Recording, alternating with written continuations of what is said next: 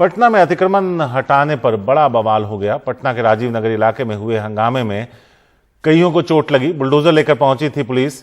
Team पर पथराव किया गया और पत्थरबाजी में सिटी एसपी समेत कई लोग घायल हुए। सिटी एसपी अम्बरीश राहुल को चोट लगी है।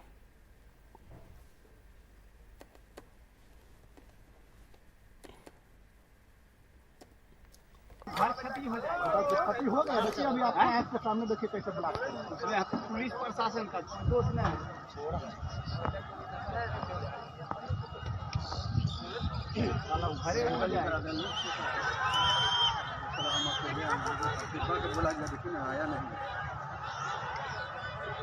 नहीं तो अनिकेत भी आ रहे हैं।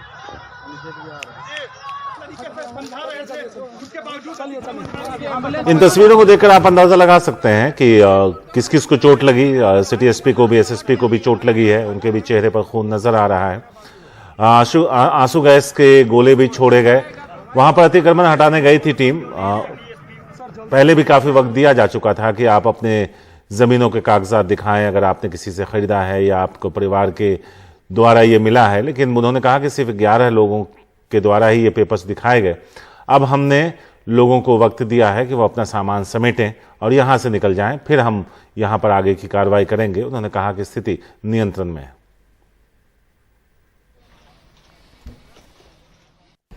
कुछ जवान भी घायल हुए, सिटी एसपी भी घायल हुए और उसके बाद हम और एसएसपी साहब यहाँ पहुँचे हैं और स्थिति को नियंत्रण में किया गया है। सभी लोगों को खदेड़ दिया गया है और पूरी तरह से इसको हम लोग अपने कब्जे में ले लिए हैं और बाकी जो अतिक्रमण है उसको तोड़ने की कार्रवाई चलती रहेगी जब तक ये अतिक्रमण सब समाप्त नहीं हो जाता। किसी के पास कोई पेपर नहीं है, अवैध ढंग से ये लोग अर्जित किया है और क्योंकि इसकी रजिस्ट्री पर रोक है बहुत दिनों से और कोई पेपर ये लोग नहीं दिखा पाते हैं कि इनको बंदोबस्त किया जाए। लगभग 5000 के आसपास घर बने हैं पूरब साइड में और अभी तक मात्र 90 एप्लीकेशन आए हैं जो कागज के साथ हैं। उसमें से भी जांच के बाद सिर्फ 9 लोगों को पाया गया है जिनका की जो रैयत थे, जिनकी जमीन थी असली में, उनसे कोई संबंध स्थापित होता है, चाहे परचेज का चाहे वंशावली का। 9 लोगों का बंदोबस्त अभी तक मात्र हो पाया है लगभग 11 सालों में। किसी के पास कोई पेपर नहीं है इसका, न तो जिनकी मूल जमीन थी जिन रैयतों की उनसे इनका क्या संबंध है, किस प्रकार उनसे प्राप्त किए हैं, ये कहीं स्टेब्लिश नहीं कर पा रहा है। ये पूरी तरह से सिचुएशन नियंत्रण में है। कुल 90 संरचना है, हमारे 40 एकड़ में लगभग 90 संरचना है जिसमें अधिकांश बाउंड्री वाल हैं और कुछ अंडर कंस्ट्रक्शन घर हैं जिसमें कोई रह नहीं रहा है। 3-4 घर हैं बाउंड्री पर, इधर दक्षिणी बाउंड्री पर, जिसमें लोग रह रहे हैं। उनको बाकायदा सूचना दे दी गई है खाली करने के लिए। उनको हम लोग समय भी दे रहे हैं। खाली करा के हम लोग इसको पूरी तरह से तोड़ेंगे और कब्जे में लेंगे। एकदम पूरी तरह से नियंत्रण में है और चारों तरफ हम लोगों ने अपने कब्जे में ले लिया है। हमारे साथ इस बारे में ज्यादा बात करने के लिए मनीष, अभी के हालात बताएं। फिलहाल जो है ये तोड़ने की कार्रवाई चल रही है और बहुत दिनों के बाद मैं सारिक आपको कहूं कि यहाँ लग रहा है पटना शहर में कि यहाँ पर प्रशासन और सरकार नाम की भी कुछ चीज है, क्योंकि जिस प्रकार से इनके ऊपर हमला किया गया था। और मैं आपको बताऊं कि सरकार में सहयोगी है बीजेपी के, जो पटना शहर में सारे विधायक बीजेपी के हैं। केवल एक जो दीघा है वहां पर आरजेडी के विधायक है, इस बार जीते हैं।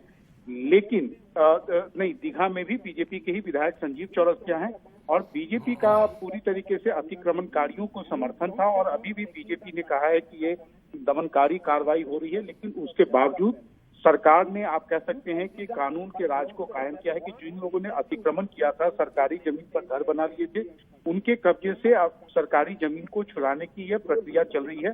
शुरू में लगा था कि जो प्रदर्शनकारी हैं या अतिक्रमणकारी हैं वो काफी ज्यादा पत्थरबाजी कर रहे थे, लेकिन 1000 से ऊपर वहां पुलिस वाले हैं। इतना बड़ा जो पुलिस का जमावड़ा हाल के दिनों में पटना शहर में नहीं देखा गया। उसके बाद जो है वो काफी हद तक वो पीछे हट गए हैं और प्रशासन की कार्रवाई अब चल रही है। सारी शुक्रिया मनीष इस पूरी बातचीत और जानकारी के लिए।